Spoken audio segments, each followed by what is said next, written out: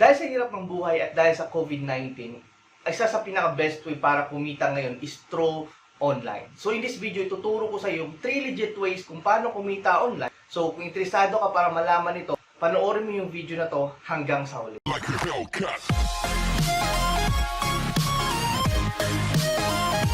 Hi, this is Arman Sidro giving you the best tips and tricks on online marketing. And if you want to learn more how to get more prospect and sales para sa iyong business, subscribe to my YouTube channel and click that notification bell sa baba para ma-notify ka every time na meron akong bagong video na ilalabas sa aking YouTube channel. Sa panahon ngayon, ang dami nang nawala ng trabaho. Ang dami rin ang hirap maghanap ng trabaho dahil sa COVID-19. So ang pinaka-best way ngayon para kumita is gamitin yung power of internet. Kumita online. So in this video, ituturo ko sa yung 3 paraan para kumita online. At kung mangangako ka rin na papanood mo yung video na to hanggang sa huli, sasabihin ko sa iyo kung paano mo makuha yung ebook na to. Sa ebook na yan, ituturo ko sa iyo step by step kung paano magbenta ng mas effective through Facebook. So paano? Simulan na natin. Here's the 3 legit ways kung paano kumita online. Number 1 way, freelancing.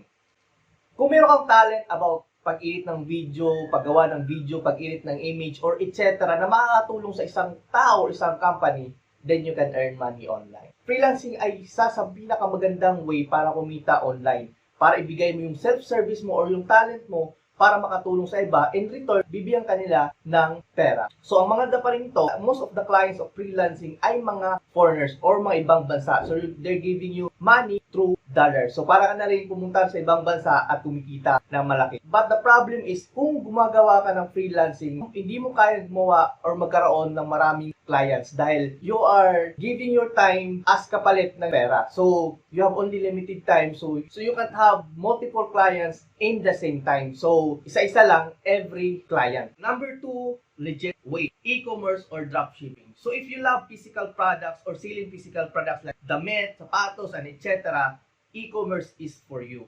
Okay? So, mas maganda ito sa freelancing dahil you can have multiple clients. Okay? You can have multiple customer at the same time kasi nagbibenta ka naman ng physical product and you're not giving your own talent or services. And ang gagawin mo lang is bibili ka ng wholesale and you sell it as retail para mas malaki yung magiging income mo. Pero ang problema nga lang about e-commerce is kailangan mo ng inventory every product, kailangan mo ng mag-test ng mga product kung ano yung nga ba yung best product or best seller for the current season. At dahil physical product yung binebenta mo, pwede kang makaranas ng mga returning products na sira na dahil sa delivery process. Number 3 legit ways is affiliate marketing. Kung ayaw mo ng malaking kapital, kung ayaw mo na nag-e-inventory or kung gusto mo ng meron ng sariling products, affiliate marketing ang sagot dito.